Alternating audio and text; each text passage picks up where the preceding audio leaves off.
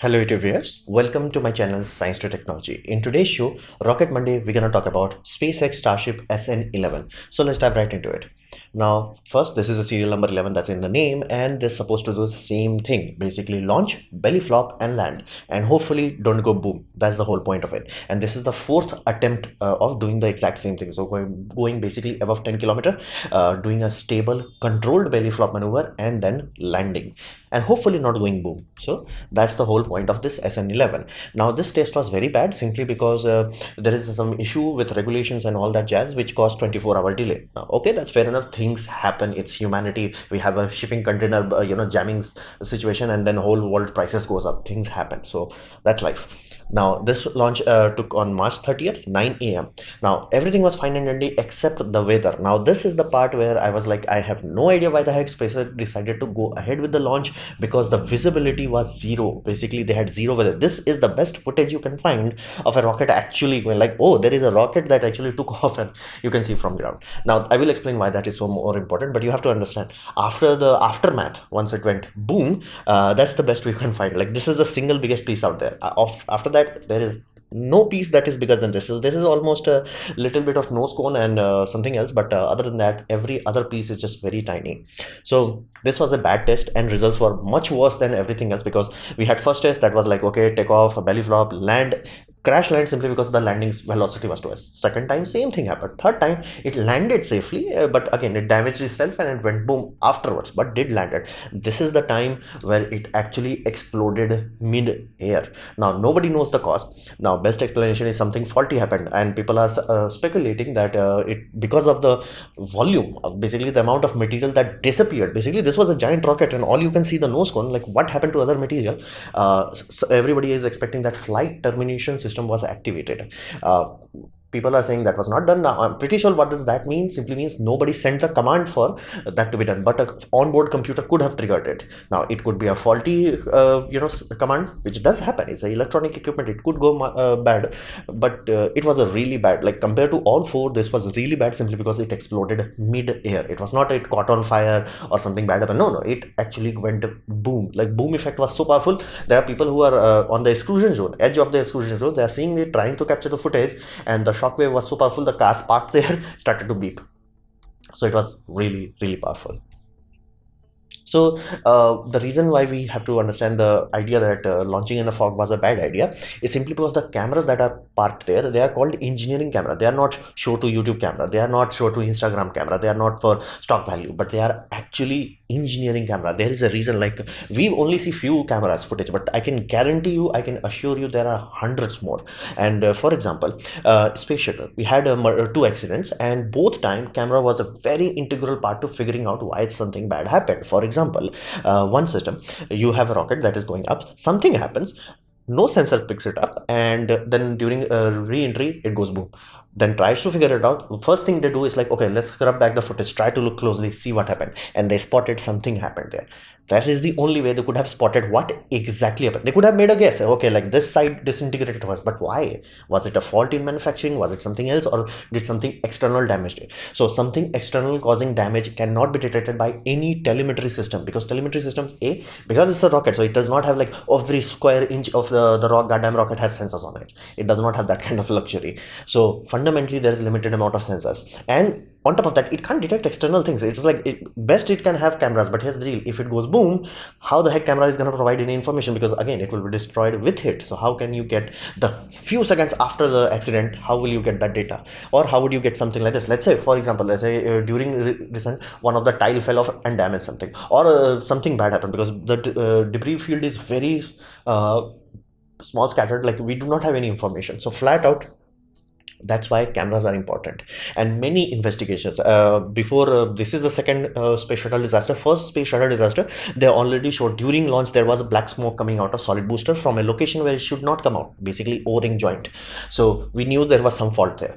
So you can understand these cameras are important. And again, there have been launches in a scenario because of the launch window, because of the orbit requirement that you have to launch during this time. It does not matter whether it's basically foggy or something like that, but generally those are done for things that have been tested. It's like if they do that for Falcon 9, that's awesome. That's like Falcon 9, bro, puppy has been tested 10 times to Sunday. You don't have to think about it. But SN series rockets, they are untested. Inherently, they are untested, and you have tested them 3 times, and all three it went boom. You still have the audacity to be like, let's launch it in a scenario where we cannot get any data.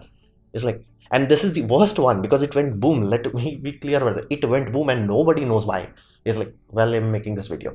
Nobody knows. It's like because telemetry stopped coming. Again, if rocket goes boom, how the heck computers in the rocket will tell you any information? And it cannot detect anything external. Something external could have, some part could have fallen off, or something happened, or maybe the engine got dislodged or something like that. We do not know. And because of the speed of flight termination system, if it was triggered by onboard computer, there won't be any data point where it's like, no, onboard computer. They can guess it. But if they had camera, they would have specified, oh, nothing is falling from the outside in, it's going from in to out. That is a flight termination trigger.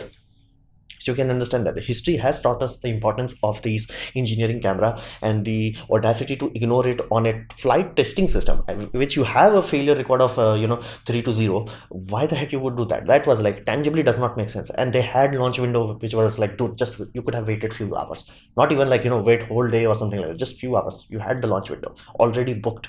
So that was a really unfortunate, and karma kind of like bitch slapped Elon Musk at this point in time. So the right now, basically after 30 minutes of a boom event, Raptor engines were put into question simply because Elon Musk tweeted that something went wrong during landing burn and engine did not do what it's supposed to do. So at this point in time, every Tom, Dick and Harry is clear that Raptor engine is behaving odd, even though on test stands this engine is like one of the latest and greatest engine ever put onto test.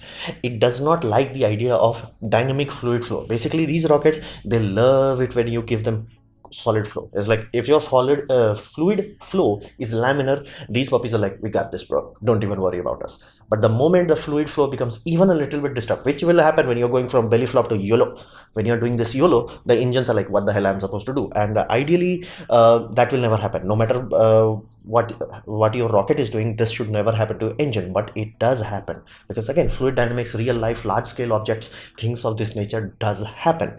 And current analysis is that there was a void that was sent to the turbine. Now turbine going through a void, it will speed up simply because the pre-burner is still burning. So your turbine spools up to us. The moment the void is done, like okay, the void was, let's say this much, void done. The moment the liquid hits that, now there is a over speeding turbine. The turbine, let's say they're supposed to be rotating at, let's say 20,000 rpm, now overspun up to, let's say 30,000 rpm. The moment now it contacts to the basically fluid, it goes boom, simply because it was not designed to. It was running at already over rpm, which already fatigues it simply because of centrifugal force, and now there is a giant wall of liquid coming to it. So fundamentally, right now, these engines are not proving to be as reliable as everybody hoped. Flat out, multiple engines are having from static fire issues to actually going up or to actually starting burning itself inside. So flat out, these engines are doing something odd. However, SpaceX have moved to second gen at this point in time, so they are jumping to SN15. Now SN15 have multiple things changed, and according to Elon Musk, that has the highest probability of actually safely landing, and it will have better engine system. Basically, this engine was, you can think of it as engine Mark 1, and they are trying to test Mark 2 engine. So at this point in time, Raptor engine is no longer in a position where people can say, no, this engine is the most amazing engine out there. Now, would this puppy work awesome if you were put into something rocket like Falcon 9? Most likely yes, because Falcon 9 does not do belly flop maneuvers. So there is a very serious chance, because they are trying to do so much with this engine and fluid flow is not stable, it is going to, I can't do this. Like, you have to feed me. Like, that's your job. Feed me proper fuel. And SpaceX is failing in that department. Sometimes pressurization is failing, sometimes valves are failing, sometimes something else is failing. It's just that. It's like that dynamic liquid fuel flow is not working out. So what we can expect in the future? Now, you have to understand that most people at this point in time are old enough where they understand Elon timeline simply means a good joke. And if Elon Musk says like 2024, you add 4 years to it and be like, okay, 2028 at best case scenario. Now, you have to understand this. There was a push last administration in US government that tried to achieve 2024 moon landing. Now that's not happening. Let me be damn clear about that. That's the likelihood of Starship to be ready to that extent Not happening. Best case scenario, uncrewed, unmanned LEO basically orbit would be the best case scenario with safe landing. That's the best expectation flat out. They are no longer in a position where they can be like, no, no, no. It's like if all three was successful and then this was bad, then there was some probability. It's like all three have failed. It's like even if your rocket lands safely and you try to fire suppress it, you can't suppress it and it goes boom. So like you can say you have a lot of things to work out. And it's rocket science after all. If NASA could spend one whole year working best mind of their generation, working 24 into 7 into 365, it would still take them one whole year to figure out how the goddamn to design an injector plate of F1. It's understandable. Now there is a very awesome quote that explains this sort of thing where people like get overexcited. Oh, they can hire more people and they can solve this issue.